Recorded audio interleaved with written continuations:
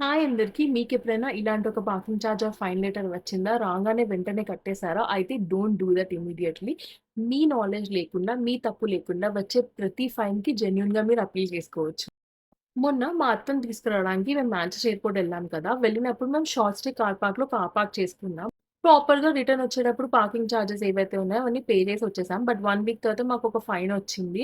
Stating that we have used pickup or drop off zone without paying అని మేము shock అయ్యాం. తర్వాత మాకు అర్థమైంది ఏంటంటే గూగుల్ మ్యాప్స్ మమ్మల్ని ఒక రూట్ త్రూ తీసుకెళ్ళింది కదా! అది pickup of drop off zone నుంచి అంట.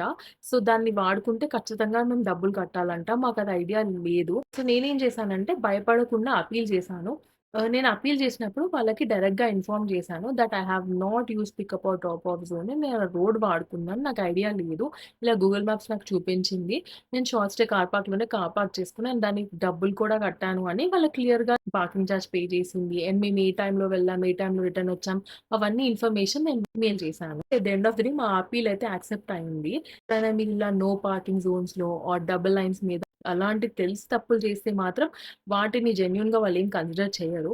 బట్ మీ నాలెడ్జ్ లేకుండా ఏదైనా టెక్నికల్ ఎర్రర్స్ వల్లనో, లేకపోతే మీకు అర్థం కాకపోవడం వల్లనో అలాంటి ఫైన్స్ వచ్చాయనుకోండి, డెఫినిట్‌గా అప్పీల్ చేయండి. మీ అప్పీల్ యాక్సెప్ట్ అయ్యే ఛాన్స్ ఉంటుంది. వర్స్ట్ కేస్‌లో రిజెక్ట్ అయితే ఏమవుతుంది?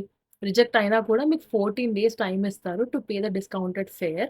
సో, ఎలాంటి ప్రాబ్లమ్ ఉండదు. It's your right to appeal. ఈ వీడియోలో ఉన్న ఇన్ఫర్మేషన్ మీకు హెల్ప్‌ఫుల్ అనిపిస్తే యూకేలో ఉన్న మీ ఫ్రెండ్స్ ఆర్ ఫ్యామిలీతో ఇది షేర్ చేసుకోండి. అండ్ మరిన్ని ఇన్ఫర్మేటివ్ వీడియోస్ కోసం do follow Show Speaks. Bye.